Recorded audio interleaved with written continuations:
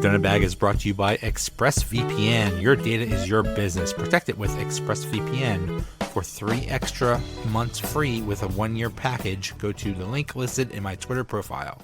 Okay, we are here for a funeral, not just of a team, but of a franchise. Thank you for coming. It meant so much to the Steelers. Dearly beloved, we are gathered here. Right, yeah. Not only is the Steelers season dead, but the franchise is dead. They're never going to win. They're never going to win another game again. The only way they're going to win a game, they're not going to win a game for the next, I'm going to say about 12, 13 years until the Steelers get Ben Roethlisberger's son to be the quarterback. And that's the only way. Maybe Ben Roethlisberger has to put a curse on the team or something. That's possible. Heard people already say he should be coaching. Right, yeah. Ben should be coaching the offense. They should bring him back and then Randy Fichtner. And then hey, why not? Then we'll start winning. Please. Why not? Let's just start with that because that's what everybody's talking about. That's what everybody wants to do. Fire Canada. Folks, it's not happening. It's not happening. It's not happening. It's that's not what the Steelers do. No, first of all. Second of all, is that what you want for Kenny Pickett to say in the middle of your rookie season? Right. Hey, we're changing everything. Okay, good luck. Right. Yeah, I agree. I saw some people really blowing out of proportion those comments that Tomlin made in the press conference. You know, they're like, oh, this means, you know, he's standing by and keeping him, and that's Canada's his guy. And that's not exactly what Tomlin said. You know what I mean? He made a very Tomlin-ish comment and said that, you know, that obviously what you see in production is what really matters. You know what I mean? He's confident in his abilities, but you have to be confident in production, and he's not. And he'll do whatever he has to do to get winning results, but firing everybody isn't always the answer to that. No, and we all know, you know, it's not going to happen. It's rare that the teams fire in season, you know, coordinators in season, let alone in this specific instance, like you said, Kenny Pickett's a rookie. The last thing they're going to do is pull the rug from under him. If he doesn't improve, obviously they're going to fire him at the end of the year. Right. There's no way they're going to keep him around for another painful year if he doesn't start to show some kind of, you know, improvement, you know, massive, you would think. It would have to be pretty significant for him to stick around next year. Yeah. As far as Tomlin goes in his press conferences, what he said was actually, it wasn't exactly an endorsement of Canada. Right. He basically said, listen, yeah, he basically said it's based on results. And if the results aren't there, then changes are going to be made. A lot of people who interpreted, you know, who only saw the like clickbait headline for that, you know what I mean, which is I'm highly confident in his abilities. There's a big difference between highly confident in abilities and highly confident in production. And in Mike Tomlin's own way, I thought he made that very clear that he was not necessarily happy with what's going on, but he's never going to throw his coaches under the bus. He's not going to sit there and badmouth, you know, coaches or players. He took the blame on himself, and he'll do that and then try to minimize the rest of it. Mm-hmm. You know who else he was really confident in his abilities? Mitch Trubisky, right before he changed him out. So I said that to somebody the other day. Yeah. What he could do is not officially throw him to the unemployment line, but quietly demote him. Mm-hmm. That I could see happening. I'd like to see somebody brought up to like assist, even if you brought in somebody else or some other coach, you know what I mean? And like Sullivan, and had him help support him and maybe improve things in that way. Maybe that's an option. Right. And sort of to play devil's advocate a bit, like maybe, you know, he's never coached at all, let alone he's never done anything in the NFL until he came to Pittsburgh. So like maybe there's some kind of, I don't know, maybe there's some kind of learning curve, you know what I mean? Like, you know, like for example, Kenny Pickett, like some people are going to give him the benefit of the doubt. Like some fans are ripping him because he sucks, but a lot of people are going to give him the benefit of the doubt, give him time to develop. Like maybe it's one of those things with coordinators too. Like maybe he just needs And obviously we don't want to see it because we're Mhm. patient, but maybe he just needs more time to kind of bring out, the best in him or whatever. And just because you're successful in college doesn't mean you're Right. successful in the NFL. We've got a No. long string of college coaches that are highly productive in college and not productive in the NFL, players. and vice versa. They're different systems. Yeah, we see it all the time. Mhm. And then they go back to college, and then it's like Right. you Nick know, Saban's one. Yeah. I mean, there's Yeah. tons of them. Mhm. Yep. But it's been a year and a half now. It was, I'd say give him a few games, but it's been over a year now. And the only time that the Steelers offense has been successful in the last 2 seasons is basically, and I think people are starting to say this quiet part out loud, Ben just said, screw it, I'm going to do my own thing. Do his own thing. And that's Right. the only, Yeah. and that's the only time. And really, I think people had that blame reversed. Do you know what I mean? While Ben was playing, they were blaming Ben for what was going wrong when maybe it should have been, giving him credit for what was going right. right. Mhm. Looking back now, that team won as many games as it did and made the playoffs is a miracle. And Unbelievable. and people are saying it's not Tomlin, it's Ben that's the only reason Tomlin was successful was because of Ben. Like, shut up. Right. Yeah. Yeah.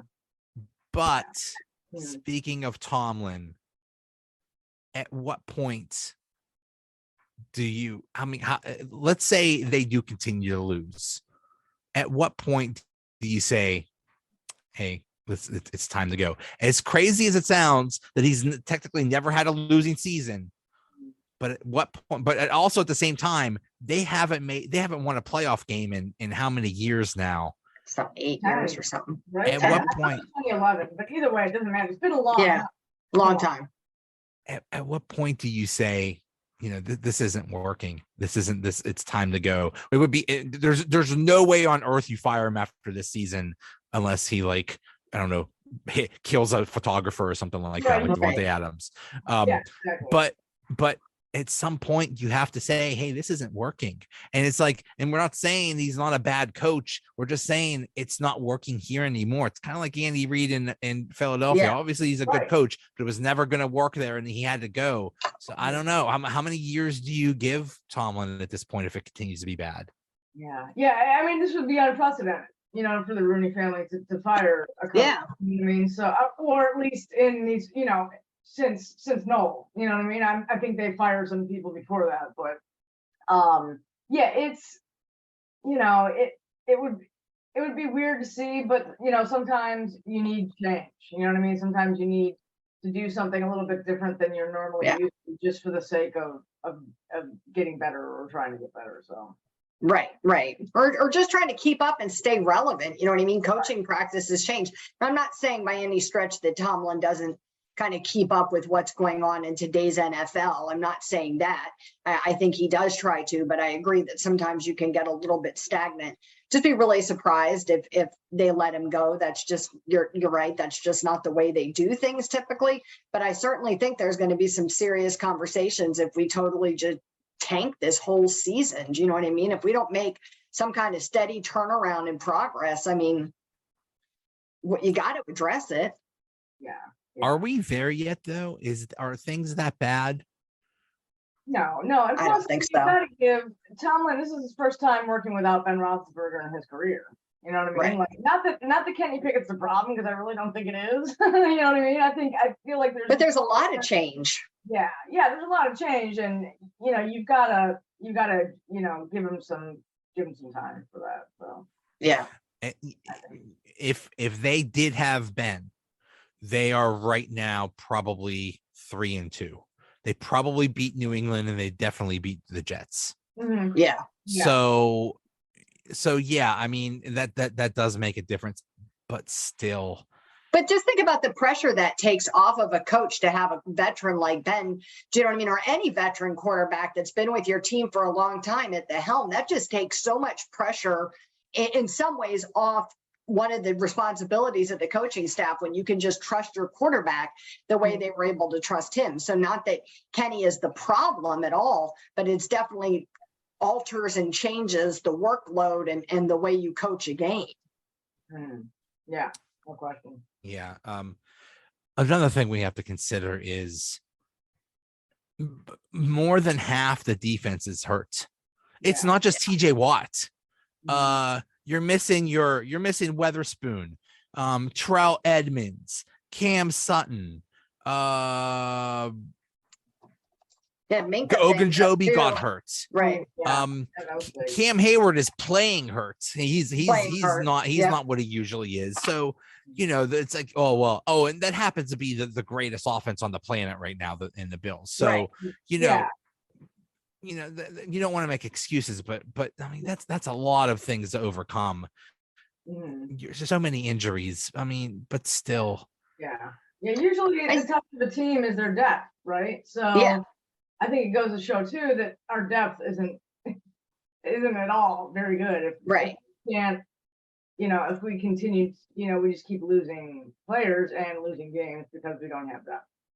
And Tomlin makes a point of saying in every press conference, about like that next man up idea and how, the next man up is supposed to be as good as the guy who was behind. He just didn't have as many opportunities and all of that. But the reality is we don't always function well with that next man up, because before the Bills game, everybody was talking about how the Bills defense was banged up as well. And people are making it sound like, oh, this might be like a level the playing field a little bit and stuff like that, give our offense some opportunities. But when you look at the Bills, they have this very solid defensive scheme they built. And when a player is missing, the other players are able to come in and still operate in that same defense. It feels like we've built a defense around TJ Watt doing amazing things. And then when TJ Watt is missing, the defense falls apart. And it can't be that way. You need to build this solid defensive scheme first. And then TJ Watt is your takes you to this elite level when he plays. You know what I mean? He brings the wow factor or the extra factor in when he plays, instead of, it feels like we do it backwards. And when somebody's missing, everybody falls apart. TJ, you're so right. TJ Watt can't be the Jenga piece. He can't be the entire freaking thing. Like, come on. They are what now? 0-8 without when he's not playing. The fact that we're even tweeting out about how we don't win when he plays is absurd. That's absurd that's like a real ongoing continuing conversation that we can't win without him. Right. Yeah. And something I read the other day, and I don't know if it's true, but somebody had written that the Bills, a lot of their players that they felt like they could sit and still beat Pittsburgh without. Wow. So and they were right. Right, exactly. They would have played had it been a team that was maybe somewhat good. You know what I mean? Well, I think they knew their offense was going to be able to kill our secondary. Do you know what I mean? They knew it. They knew their offense was going to be able to score enough points to be really productive. Do you know what I mean? Your defense only has to be somewhat successful at that point. Right. Yeah. That's embarrassing. I heard at one point they were thinking about bringing some of the kids in the stands to play against the Steelers. That's how confident they were. Well, I'm going to tell you, the kids in the stands could run defense against our offense because we're so freaking predictable, with our run, third down pass garbage that anybody could run defense against us. There's run and pass short of the sticks. Right. If it's short of the 3rd and 5, we have to throw it 3 yards. Yes. Or you're throwing some bomb for the end zone that's got no chance of making it when you only need to pick up 1.5 yards. Right. It just doesn't make any sense. I mean, we're not building any kind of a balanced offensive scheme where we're helping to keep the defense off balance. I mean, other teams are able to do this. Somebody was saying to me earlier that when New England, I can't remember if it was the Super Bowl or the playoffs, but they went and put a wide receiver at DB and had him play and were successful and won that game. Do you know what I mean? Because they were able to shift around their personnel and be really successful. You got to have these athletes on your team and then find ways to win. And it feels like when we don't have the right puzzle pieces in place, we're just like, we're just going to lose this game. Do you know what I mean? There's no winning now. Well, the other problem with the offense is they can't run, and they can't run because something's wrong with Najee. Yeah. Either he's hurt or he's not as good as we thought. But it's just not working. It's at this point, you just at this point it should be 50-50 Najee Harris and Jalen Warren. Yeah. That's 100%. how it should be. Yeah, he's saying that it's not injury related, which I think is interesting because it's like you were the one who ended up actually coming out. Yeah. Right. I'd almost rather say it was injury related than have everybody think it's because I'm not as good as they thought I was. I mean, that's terrible. Do you know what I mean? I'd rather everybody thought it was related to an injury. I don't know, but and I thought, some of this first started with him. I thought, all right, well, maybe he's not super confident in the O-line. Do you know what I mean? There's a lot of issues with the O-line last season. So maybe he wasn't quite trusting them to block for him. And I think that some degree that's true, but it doesn't account for all of this. Right, because Jalen Warren comes in, not that he's Jerome Bettis or anything, but Jalen Warren comes in and picks up yards. Yeah. And Naj was doing this thing where he would like dance around to the outside and kind of dance around for a minute. And then he'd always get tackled for like a loss or right back at the line of scrimmage. And I have noticed like the last 2 games that he's gotten just pick up what you can get. You know what I mean? Just go and pick up what you can get. And he's gotten a little better at that the past 2 games, but he definitely doesn't look like the Najee we had last year. Yeah. Dancing around works when you have a better line because you're waiting for something to open up. Yes. But it doesn't really, it actually makes it worse for us. No, for us, it makes it worse. Right. Yeah. Exactly. I mean, it's already collapsing at that point. You've got to just get whatever you can get. Mm-hmm. They're even playing Derek Watt, and it's not helping. Yeah. I was like, who did they throw that to? I was like, Derek Watt. I was like, who's that guy? Right. Yeah, exactly. Yeah. I would like to see him utilized more effectively. I think when we have used him, we've had some successful plays. I think it throws people off a little bit. They're so not used to seeing him involved. I was going to say, it was throw the other team off. Like, who's that guy? Right. Where'd he come from? I thought Watt was hurt. Yeah. So I mean, I think it throws him off a little bit, but I think that we underutilize him. I don't even understand why he's on the team at this point. Right. Yeah. And then this weekend we're looking at facing Connor Hayward as being our tight end 1 with possibly with Freiermuth and concussion protocol and Gentry hurt. Yeah. Yeah, that's a bit crazy. Yeah, there's really no tight end. That's going to be weird. We'll maybe they'll have Chase Claypool out there so he could be a bigger disappointment. Right. This is Freiermuth's 3rd concussion in like 22 games. That's scary. That is. Yeah. That's young, dude. He just got started. Like it's really scary. You got to be careful. Do they have a chance of beating the Tampa? I think so. I do. I think there's a chance because they have been playing like LeeAnn and I talked about on our podcast earlier. They haven't been playing all that great. You know what I mean? So I do think that there's a chance. This isn't the New England Patriots, Tom Brady or Tom Brady's New England Patriots. Right. Right. And our guest brought up that Tampa Bay historically has issues with rookie quarterbacks for whatever reason. I don't know if they underestimate them or what it is, but historically rookie quarterbacks have played Tampa Bay and have played well. Mm-hmm. So there's always that weird statistic. Right. Yeah. Yeah. The Steelers are a wounded animal and they got to be mad. At some point, you got to play for pride. Yeah. At some point, when you got absolutely smacked, as Tomlin said over and over again, it's embarrassing. You gotta respond. You're at home. There's no excuses. Yeah. And I want to hope they channel this like in a productive, like fired up, motivating each other way, not in like a stupid penalty, angry, pushy, shovey way like sometimes teams do. Do you know what I mean? They've got to get some people on the team that are getting everybody fired up and holding each other accountable and helping motivate everybody. Like I thought even like at the last home game that the crowd wasn't even that loud. I was kind of surprised, like because you're watching from home and it's hard to tell, but it wasn't as loud as I expected them to be. Yeah, they've got to use this. They've got it. This is their opportunity to show, hey man, like we're not just gonna roll over and right.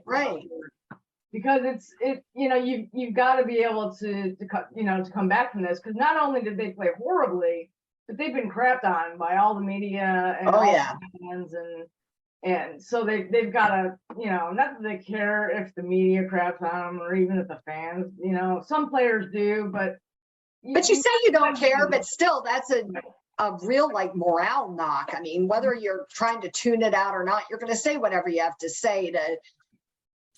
They care. Correct, they but care, and they know. They know what people say about them, and they care a lot, and they just I agree can't, with that. I agree with that. Like what Deontay said was about as like harsh as they could get, or as much as they could say. They want to say more, they're just not allowed. Like when Najee said he got hurt, be allowed to. They shouldn't be allowed to. Right. Yeah. When Najee said that he was hurt, he probably got told by everyone in the organization, dude, shut up. Don't you ever say you're hurt again. Right. I don't care if you had an arm or a leg amputated. Right. You do not say you're hurt. Bones sticking out of the skin. You say, you do. You shut up about that. So So, and even though he so badly wants to, even though he's, because people are saying, hey, you suck. It's like, dude, I suck because I'm hurt, but he's not allowed to say that. So it's extremely frustrating for him.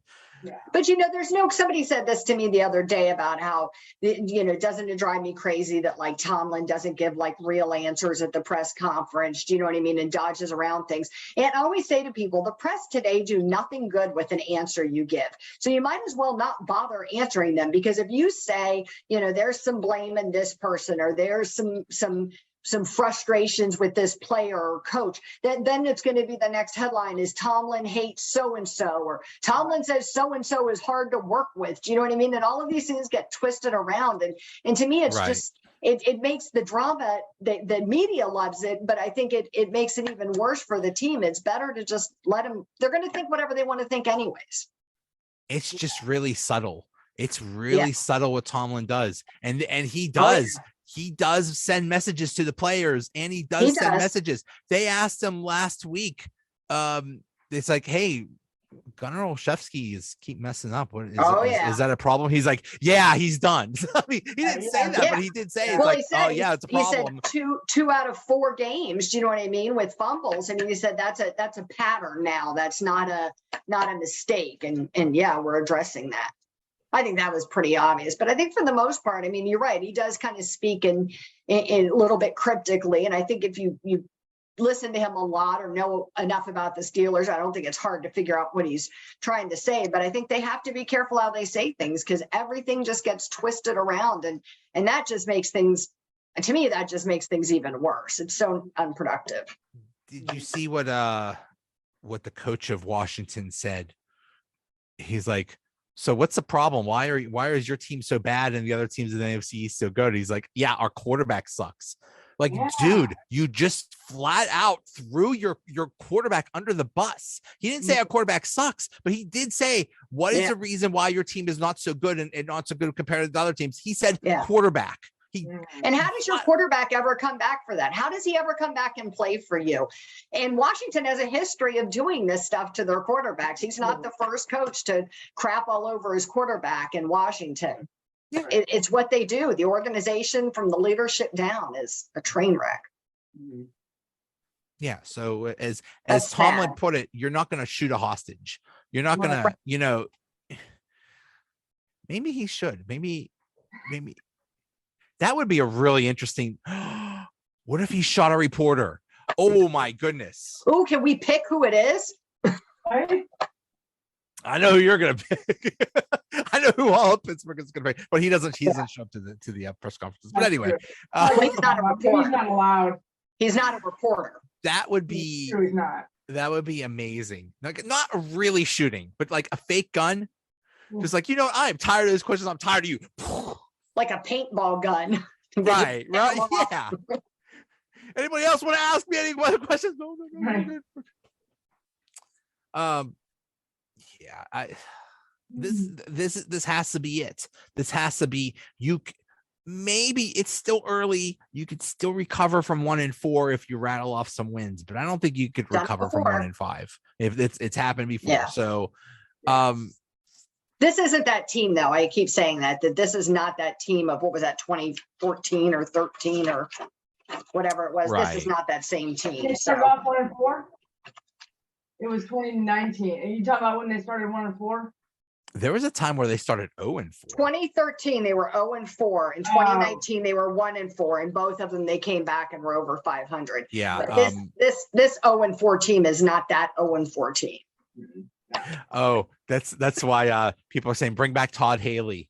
Right. Todd Haley. When Todd Haley was the coordinator, they had like the #1 But offense. they all do this. All the fans do this. Do you know what I mean? And then they're mooning over whoever used to be there. But when Todd Haley was the offensive coordinator, they all hated him too.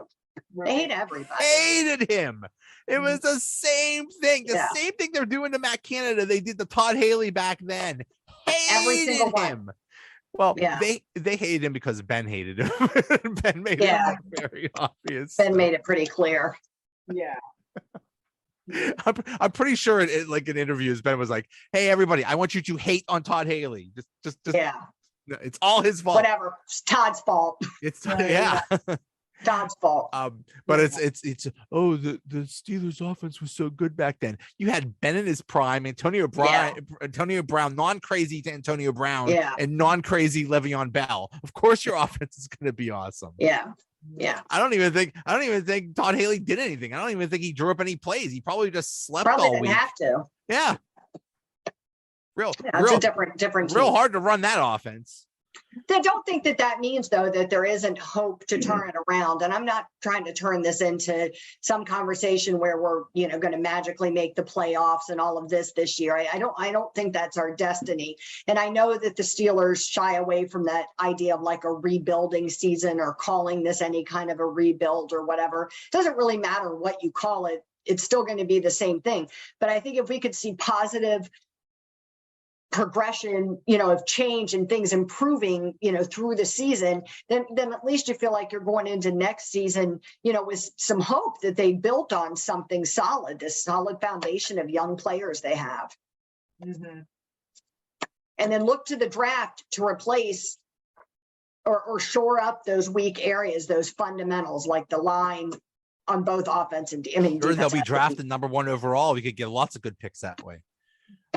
New quarterback. Yeah, let's get a new quarterback. Yeah, get a new quarterback. Let's get a new quarterback so they can back up Kenny Pickett. Right, that's the last thing we need. But speaking of Kenny, he looked okay. He did, I mean, for his first start, he played really well. Actually, he did all right. He did all right. Need to work on the inside the 20, but still, for a first start against a good defense, that's pretty good. I thought he looked mature. He stood upright in the pocket. You know what I mean? He wasn't anxious or scared or skittish looking. Do you know what I mean? Even under pressure, he was able to deliver some pretty accurate passes. And I thought it was like without the win, I thought it was about as good as we could hope for from him. Is there room to improve? Sure. But that's a really tough defense. And he's doing it without a lot of support. Mm-hmm. Sometimes when rookies are out there, they look like they've never played football before. Oh yeah. They don't know the plays. They're looking around. They're running out on the clock. They're just it's all a mess. But he looked very poised. Mature. Yeah. He looked like he'd been there before. And then the Bills decided to start taking a bunch of cheap shots, and he just smacked them back. Like that was awesome. I mean, the fact that awesome. It wasn't awesome that Shaq Lawson went for his knee, but just his response. His response was awesome. He got up and he shoved him. Was just like, all right, Kenny, like, you know what? That's right. That's great. You know what I mean? Like it shows, the kind of grit that he has. You know what I mean? Well, like, they say he's like a real trash talker, and I freaking love that. Like they said, he talks trash to everybody, like even Coach Tomlin and like other players. You know what I mean? It's just kind of his persona that he's like that, and I sort of love that. I love that grit and that like intensity and passion. Yeah, I love it. It's very Pittsburgh Steelers-y. It's very Pittsburgh. Yeah, I really like it. That Jets game when he came in and the pass to Freiermuth where he got smacked by that Jets guy. He got smacked. He still rattled off the pass and it was a completion. And just even though he got hit hard, he just looked back at the guy and smiled. Popped right Love up, that. Yes, board going on there, you know what I mean? Yeah, and I know you can only do that for so long, but I really do. I love the just the passion that he's got. I think it's going to go a long way. All right. So Yins have a podcast of your own. We What, do. what are you guys talking about on your podcast? Well, we talked Steelers, about shockingly enough. Right, yeah, the Steelers. Yeah, we had our producer, the guy who produces the show. He covers the Bucks here in Tampa for his own podcast. So we figured he was like the perfect guest to have on because we had a better perspective on the Bucks than somebody who covers the Bucks. Plus, it's football. You know what I mean? So he got to watch. He gave us his opinion on the Steelers. What they kind of need to do to. What does he think about the Bucks this year? Because honestly, they don't look that as strong as last year. Yeah. He still thinks that they're the Bucks are gonna win, and that might be just the fan of him, like we think they could win, as well. But yeah, he knows that it's nearing the end. You know what I mean, of the Tom Brady era.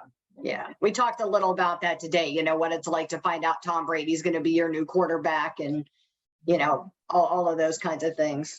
Yeah, it's fun. That had to be crazy for a for any fan. It's like, oh hey, you just got the best quarterback of all time. Right. Well, he said, and too, like you have mixed feelings because you've despised him and the Patriots for all this time and the way they just dominate everything, and you spent all these years being angry at him, and all of a sudden he's on your team, and you're like, wait a minute, all these mixed emotions, I don't know what to do with them. Yeah. So it's called House of Yinzer, and you can find it on YouTube, searching House of Yinzer. But if you follow us on Twitter at Steelers Yinzer, that's kind of the easiest way. Yeah. And your podcast is way more better produced than mine. Definitely. I'm just rocking here with a Zoom call. That's it. Yeah. Thank Blake for his amazing skills. Right. If LeeAnn and I were producing it there would be no intro. Yeah, it would be like a recorded Skype call between the two of us. I don't even know if I know how to do that. Yeah, no, Blake is an amazing producer. He does a great job. He knows all the techie stuff that we don't know how to do. Does anyone is Giselle on Twitter? Can we get or can I Instagram her or something like that? Can we get her to show up at Acupuncture Stadium and rock a Steelers jersey? Or she does actually have a Twitter. Yeah. Giselle official. I'm going to ask her. I mean, I'm kind of a big deal on Twitter. I could. You are. Her DMs open now? I mean, probably not. Her DMs are shockingly not open. Right. I can't imagine with the DMs that I get why she wouldn't like to be on the receiving end of some of those delightful DMs. Bunch of dudes saying, "Oh, hey, girl, I heard you're available again." Right. You're on the market. I'm on the market. There you go. Let's make it happen. Are the Jets on the bye? Maybe we could get her and Zach Wilson to show up at the stadium. Oh, he's a cute boy. That would be nice. He's cute. Cougar. No, the Jets play this weekend. So he's busy. I heard, since you brought up the Jets, I couldn't figure out how to segue into this, but since you brought it up, now I'm going to say it. I heard the most amazing statistic today when I was watching ESPN that for the first time, the Jets are having a winning season at 3-2. This is the first time they've had a winning season since 2018 when they were 1-0. How crazy is that? I know. Isn't that crazy? They're so and I was bad. like, and here we are, like complaining about Mike Tomlin not making the Super Bowl every year. Yeah. Right. That's how Jets fans are like flying high right now. I've got a good fan who's a Jets fan. She feels like, like they're like already won the Super Bowl. She's so happy with how well they're playing. If you're still a Jets fan, you deserve like government assistance. You deserve compensation. You deserve something. It's easy to be a fan of a team that wins all the time, but to be a fan that loses. Not only do they lose every year, they got like the number one pick every single year. They're so bad and still lose. Yeah, I've said that about Browns for years. Yeah. Oh my goodness. Yeah, that's the thing that drives me nuts about Steelers fans right now. They're allowed to be bad. Teams get bad. It's cyclical. It's always cyclical. Yeah. That the Steelers have been 20 years. good. That the For a Steelers have been long good time. for this long is amazing. There's Mhm. no, listen, I talk to God. I know that they think we have a God-given right to be in the playoffs every year Yeah. and win the Super Bowl. We've won more Super Bowls than anybody else, first of all. Yeah. And still you complain because it hasn't happened in the last few years. Oh, cry me a river. Look at the Jets. The Jets have Joe Namath. Right. That's it. They got Joe Namath. Joe Namath. I wasn't alive yet. I'll yeah. bet neither The of you Jets- two weren't alive yet for Joe freaking Namath. That was 1969. Yeah. 53 years. 53 years. It's a long time. And we're complaining about 2018. My But there's goodness. plenty of teams that have never won a Super Bowl that don't tend to have winning seasons. Do you know what I mean? Or frequently have losing seasons. It's not uncommon. There's just so many variables that go into winning in the NFL. You know, there's a luck factor. There's a strength of schedule factor. There's random injuries and illnesses and acts of God and things you just can't control. And I don't know. It's supposed to be fun. People are not fun. Right. No. I tell you what, they are going to jump off the bandwagon like you won't believe. If they lose Yeah. this game, and I'll bet you even this game, it's probably only going to be like 3/4 full. I'll bet already people have given up. Wow. That's really sad. bad. You think you're a real fan? Please. Oh no. They're not undefeated. Oh no, I quit. Come on. Right. Yeah. We've sat through some disappointing seasons in our lives and Yeah. you know, just have. I mean, it's part of being a football fan. And I just have always felt blessed that the Steelers are as good as they are and as productive and always manage to stay relevant and keep a somewhat strong team. So we're always in the conversation, you know. Yeah. If this is the price we pay to have another 18 years of pretty Right. solid football and a Super Bowl or two, then that's fine. Exactly. Yeah, because even in Bill Cowher's worst days, like I remember being very upset for many Sundays. You know what I mean? Yeah. Cowher had some down seasons. Oh yeah. I still stuck around. Like these Yeah. fans that, you know, these people that call themselves fans these days are just It's never occurred to me to like jump teams. right. I had a restaurant and when the Steelers were good, you could forget about like when it was time when it was game time, you could forget about and nobody came to the restaurant, nobody went anywhere, everybody was watching the game. Oh but yeah. when they were bad, then it's like life was normal and people would just ignore them. Like, come on. Wow. Don't be like that. Don't be a bandwagon fan. Don't be a Yeah. fair weather fan. Right. Yeah. Allison, is that a cat? Where? I just saw a cat walk by. Probably. Yeah, I have cats. Okay. I was a cat. Yeah. Either Just that or curious. like a demon sneaking Right, up yeah, behind you, one or the yeah, other. it might be a demon. They're telling. I mean, I heard there were sharks in the streets of Florida, so I don't know. Maybe Oh yeah. That's the truth. Fort Myers. maybe some kind of alligator snuck in or something like that. Right. All right, guys. Well, Hmm. thank you. I feel better. Thank you for coming. This was it meant so much to the Steelers you could come. My deepest sympathies. Right. All right, guys. I'll see you. Yeah. Thanks. Bye. Bye.